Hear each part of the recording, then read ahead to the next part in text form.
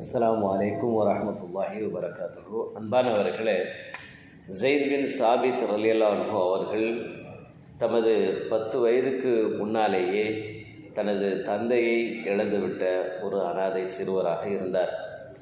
நபிகள் நாயகம் ஸல்லல்லாஹு அலைஹி வஸல்லம் அவர்கள் மக்காவிலிருந்து மதீனாவிற்கு வந்த பொழுது அன்னவர்களுடைய வயது 11 வயதாக இருந்தது. அந்த நேரத்தில் அவர்கள் இஸ்லாத்தை ஏற்றுக்கொண்டார்கள். அவருடைய தாயார் உம்மு ஜமீல் கணவனை இழந்தாலும் விதவையாகி விட்டாலும் தனது பிள்ளைகளுக்கு கல்வியை அறிவையும் சரியான நெறிமுறைகளையும் மார்க்கத்தினையும் வழிகாட்டி தந்துள்ளார்கள் அந்த அம்மையார். அந்த அடிப்படையில் 11 வயதே நிரம்பிய ஸைத் பின் சாபித் ரலியல்லாஹு அன்ஹு அவர்கள் அறிவு கூர்மை உடையவராக இருந்தார்கள். ஆகவே நபிகள் நாயகம் ஸல்லல்லாஹு அலைஹி வஸல்லம் அவர்கள் மதீனாவிற்கு வந்த புதிதில் அன்னாவர்களுக்கு முன்னிலையில் சற்றேறக்குறைய 17 சூறாக்களை மனனம் செய்து ஒப்புவித்து காண்பித்தார்கள். அதனை பார்த்து நபி அவர்கள் அவருடைய அறிவு கூர்மையை மெச்சினார்கள்.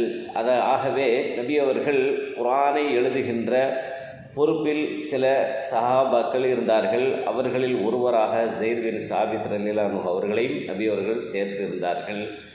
அதனால் குர்ஆனில் எப்பொழுதெல்லாம் குர்ஆன் வசனம் இறங்குதோ அவர்களை அழைத்து அதனை பதிவு செய்து கொள்ளுமாறு சொல்வார்கள். இதெல்லாம் அவர்களை பற்றிய வாழ்க்கை வரலாறு குறிப்புகள். இவர்கள் ஹிஜ்ரி 45வது வருடத்தில் அவர்களது 55வது வயதில் அவர்கள் இறந்தார்கள் என்பதை வரலாற்று நூல்கள் நாம் பார்க்கிறோம். சரி, இப்பொழுது இவர்களுடைய வேறு வேறு விஷயங்களை நாம் பார்ப்போம். ஸைத் பின் சாபித் ரலியல்லாஹு அன்ஹு அவர்கள் பன்னுல் ஆசிரியராக இருந்திருக்கிறார்கள். நம்பிக்கை நாணயத்திற்கு உரியவர்களாக நபி அவரிடத்தில் இருந்திருக்கிறார்கள். ஆகவே நபிகள் நாயகம் ஸல்லல்லாஹு அலைஹி வஸல்லம் அவர்கள் இவரை மொழிபெயர்க்கும் பணியில் அவர்களை அமர்த்தினார்கள் என்பதையும் நாம் அவருடைய வாழ்க்கை வரலாறு நாம் பார்க்கிறோம். மதீனாவை சுற்றி பல்வேறு கிராமங்களில் பல்வேறு ஊர்களில் யூதர்கள் கூட்டம் கூட்டமாக வாழ்ந்திருந்தார்கள். அவர்களை இஸ்லாத்தின்பால் அழைப்பதற்கும் அவர்கள் மதீனாவினுடைய ஒற்றுமைக்கு மதீனாவினுடைய அமைதி தன்மைக்கு குந்தகம் விளைவிக்கக்கூடிய வகையில் நம்பிக்கை துரோக செயல்களில் சதி நாச வேலைகளில் ஈடுபட்டதனால் அவர்களை எச்சரிக்கும் முகமாகவும் அவர்களுக்கு அல்லாஹ்வுடைய மார்க்கத்தின் பக்கம் அழைப்பு கொடுக்கும் வகையில் நபிகள் நாயகம் ஸல்லல்லாஹு அலைஹி வஸல்லம் அவர்கள் ஸைத் பின் சாபித் ரலியல்லாஹு அன்ஹு அவர்களை யூதர்களுடைய மொழியை நீங்கள் கற்றுக்கொள்ளுங்கள் என்று சொன்னார்கள். அந்த அடிப்படையில் ஸைத் பின் சாபித் ரலியல்லாஹு அன்ஹு அவர்களும் 15 நாட்களிலேயே யூதர்களுடைய மொழியை கற்றுக்கொண்டார்கள். ஏன் நபிகள் நாயகம் ஸல்லல்லாஹு அலைஹி வஸல்லம் அவர்கள் யூதர மொழியை அறிந்த யூதரிலிருந்து ஒருவரை ஏன் தேர்வு செய்யவில்லை என்று சொன்னால் அவர்களிடத்தில் நம்பகத்தன்மை இருக்காது, நம்பிக்கை துரோகம்தான் இருக்கிறது என்பதனால் அவர்களை தேர்ந்தெடுக்கவில்லை.